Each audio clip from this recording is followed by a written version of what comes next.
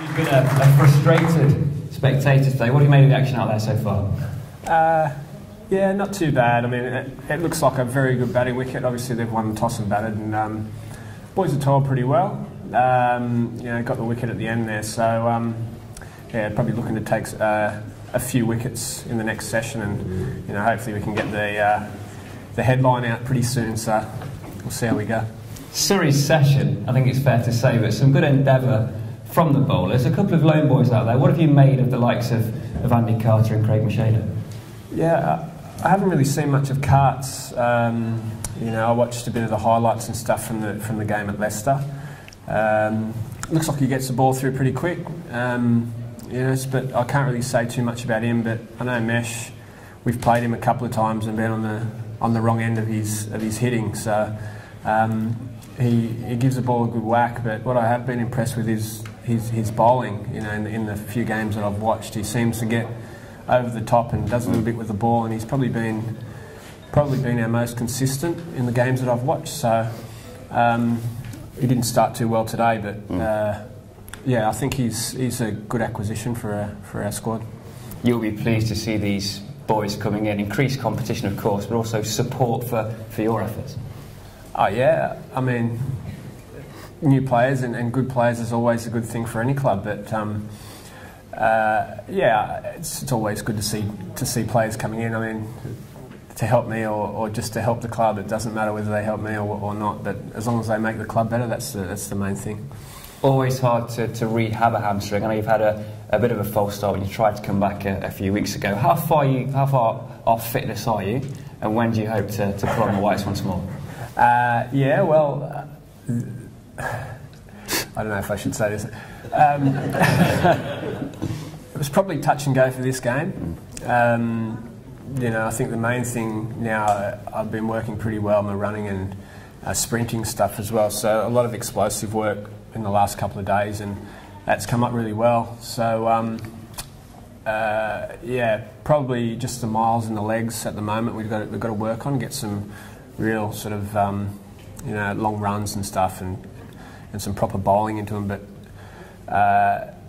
the physio and the doc assure me that Derby game we will be right, so Derby game it is. There we go, Michael Hogan back for the Derby game, fingers crossed. Right, we want to talk about the Ashes, we want to talk about your expectations for the season, but let's open up to the floor first and foremost. Who's got a question for Michael Hogan? Yes, sir. Just a very simple question, Michael. Yep. What do you most enjoy playing for Morgan? For those that didn't hear, the question was, what do you enjoy about playing cricket for Morgan? It's just it's a one club area, isn't it? It's a Welsh club. Unfortunately, I'm not Welsh, but you can see the passion that the guys have when they play for the club, and it's something you really like to be involved in. And the passion that I've obviously met Hugh in the last 12 months, and the passion that he speaks about the club as well is something that you just really like to be involved in, and that makes me want to come back year after year after year. There we go, an adopted Welshman. Any more questions from the floor? Yes, madam. What do you feel like to defend those 3 runs against Kent? Because you've gone down in our family as mission impossible now. We sometimes say, you can do it, Hogan did it. Yeah, well... Bit of a rearguard question there, Hogs. What did those 3 runs against Kent mean to you? Defending those 3 runs against Kent mean to you? Yeah, it was one of the most exciting, I suppose, one of the most exciting things to be part of, particularly in my career. That would be the first time I've done that, but it was a weird sort of during the match and during that period of the game. It was, you ride the emotions of the crowd, and the crowd was right behind us, and so you just ride up for the challenge. And then after the over and after the achievement, I suppose, that's when you sort of stop and think, geez, what have I just done now? But probably more nervous after the fact than what I was during the actual over. So yeah, but that was one of the most exciting things I've been part of, definitely. We'll take one more from the floor before we grill him about the mood in Australia at the moment. Yes, sir. How many scores have you done since you've been in Grimmelburn? Do you mean your highest? his batting or his best bowling figures? Batting.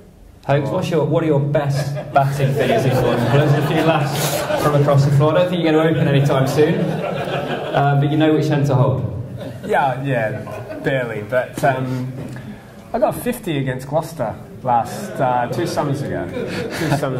Knocker's really good knocker. Yeah, I got 52, and it's a shame it doesn't happen more often, but got a 50 that day, and I got 7 for it as well, so that was a good day. But yeah, 50 is my highest score for Glamorgan. Let's talk about the Ashes then before we throw it up to more questions later. What's the mood like back home? Are the Aussies expecting a walkover? I don't think they're expecting a walkover. I don't think the Darren Lehmann will let them sort of expect that, but obviously they're on a high from last Ashes series, the World Cup win, and I think England are probably, well, the media sort of portraying that they're at an all-time low really, and they're trying to get Kevin Peterson back.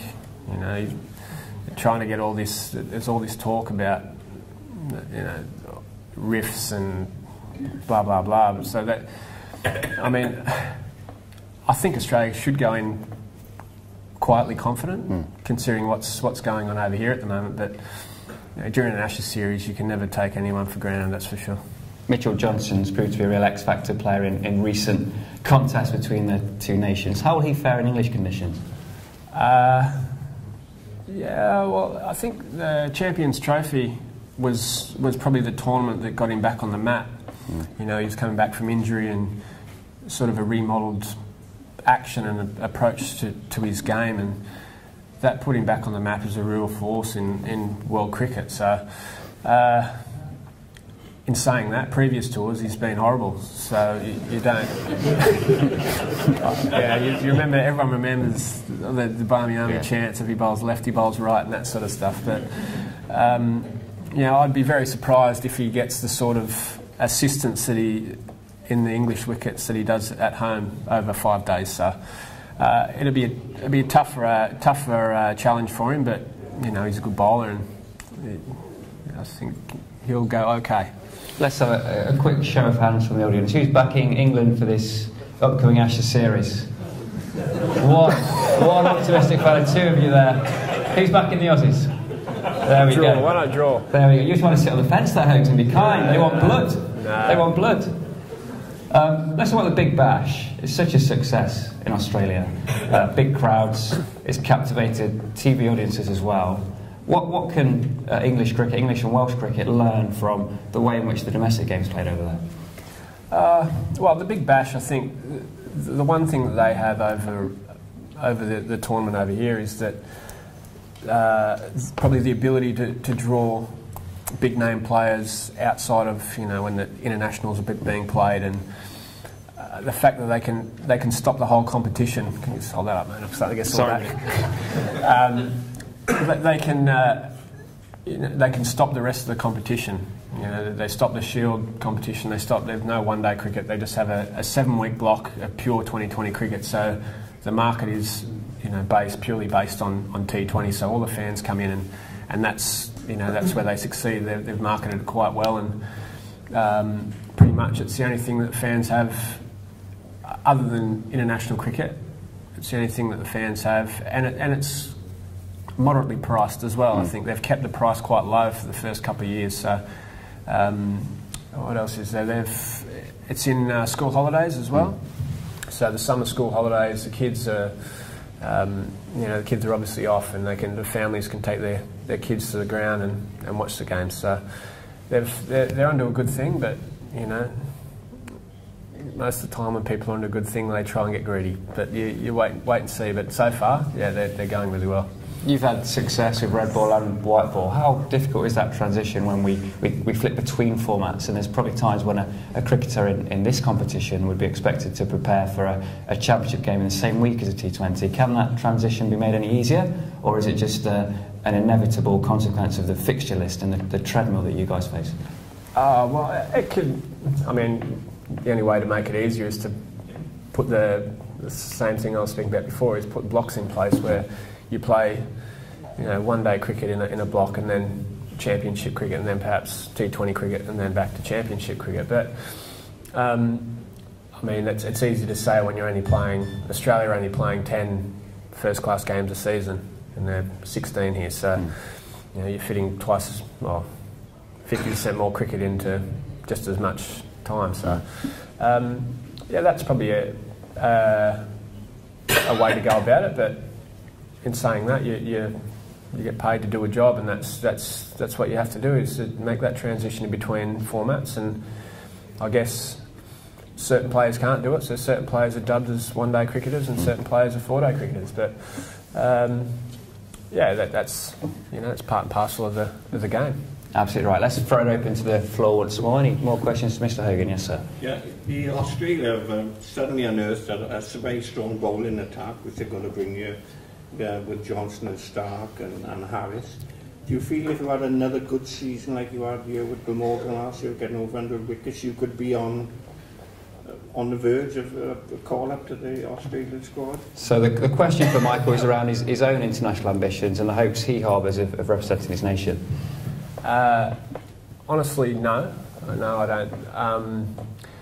I think that the last 5 years, I suppose the last two terms of the international coaches, they've had their, well, Darren Lehman now, Mickey Arthur beforehand, have both publicly announced they want fast bowlers that bowl 90 mile an hour plus, and I don't fit into that bill.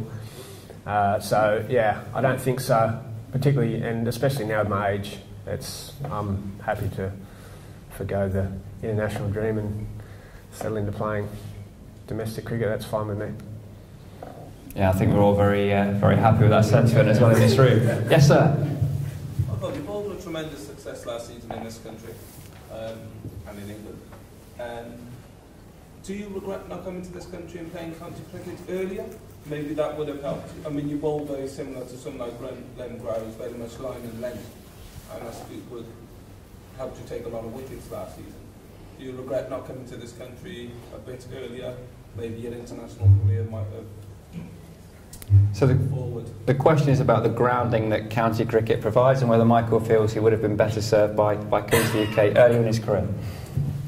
No, I don't think so. I think I've come at the right time.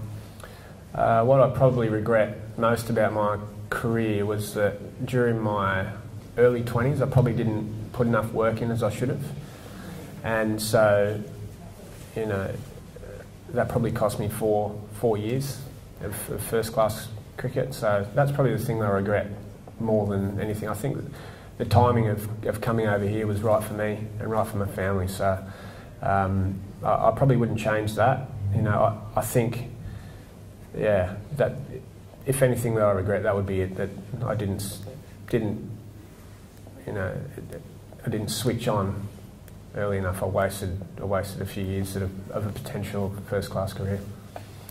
Okay, any more questions from the floor? Yes, sir. Why did Jim Allenby want to leave so much? Very sharp and to the point question there. Why did Jim Allenby want to leave Glamorgan, the wonderful county of Glamorgan, the test match venue, the loving dressing room? Why did Jim Allenby want to leave? That's a question you'll have to ask Jim. True professional. No, I'll forward. I mean, he's said in the media, I've only read things that have been in the papers and stuff, and it's basically he wants to be in a winning dressing room, and that's, I don't think you know, the way that the club decided to move in terms of bringing talent through the system and through the academy and try and get some senior players to nurture that talent. And I think that him being his age, he's 32, I think, he wanted to try and win some trophies, and he didn't feel that, you know, that in the time that he had left perhaps in the game that he would be able to do that. So, you know, people have their own, I guess, goals and things they want to achieve, and if that, you know, that's fair enough. If that's where he wanted to go, then, you know, there's probably no point staying if he's not up for what the club are trying to achieve. So, you know, that's his decision, and that's where it is. A few young Glamorgan players out there get an opportunity in this game. What will it mean to them to face up against the likes of Kevin Peterson and Kumar Sangakkara?